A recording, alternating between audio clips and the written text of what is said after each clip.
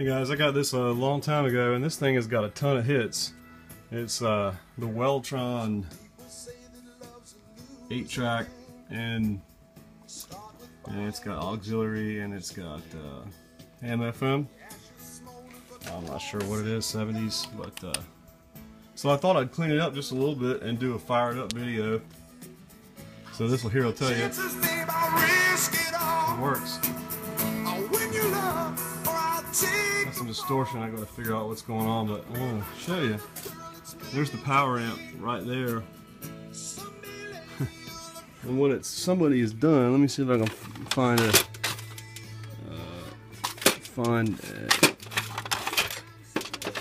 show you what I'm talking about here. Yeah, here you go. This power amp here takes, looks like these are Senko or Pioneer used them. Let's see, yeah, Senkep, I don't know. But these are good ones. I salvaged out of that old Pioneer that I did a video on the VSX or the whatever it was. I can't, man. Two of them shorted on the right channel, and when they went, they destroyed everything in the power amp. I think I had the power amp here somewhere. Anyway, I'll show you another time, whatever. They went and took out like 5 resistors, the driver, transistors, took out some capacitors, burned up so much stuff, so I just said hell with it. Anyway, here's how it was made. I did a video of this. Everybody loved this thing for some reason. The speakers were junk. One of them was cut in half, so we're not doing the speakers. We'll use these Onkios with the new tweeters I put in there. So pretty nice. The belt still works. One thing that I was looking at is this capacitor here.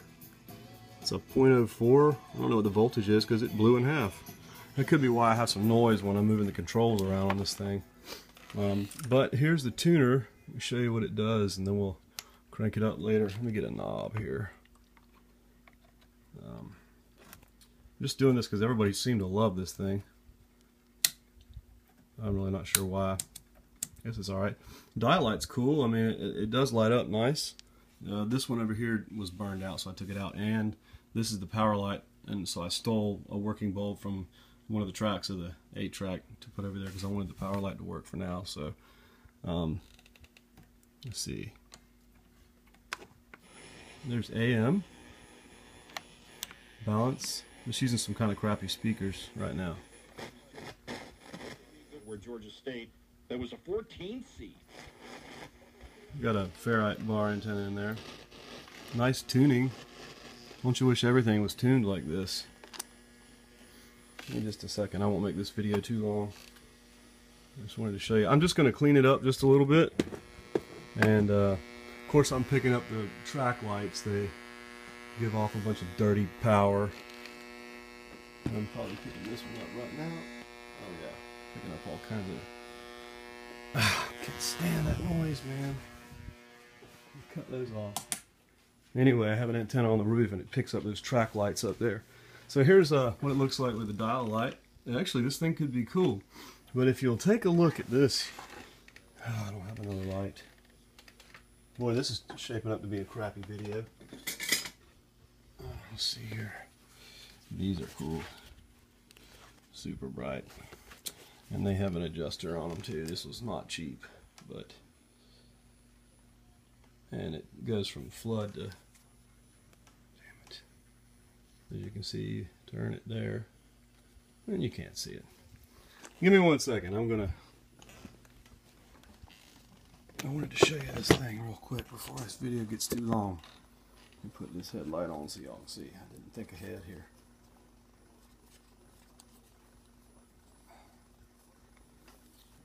Alright, we're going to turn it down so it doesn't blind you.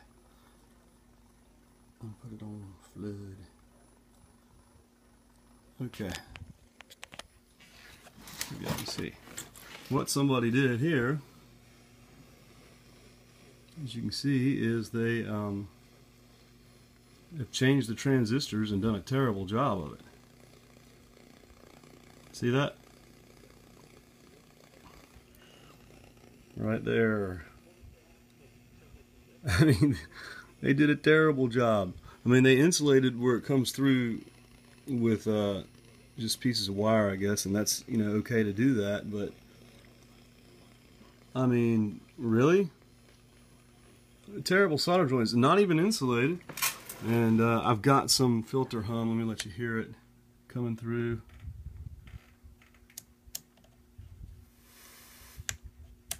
Damn it. See if you can hear it. I'm sure you can. And the capacitor is a monster, 220 at 25 volts in there. I'm going to change that tonight. I got one, and then I guess that's an oil-filled one there, which I'm probably not going to have.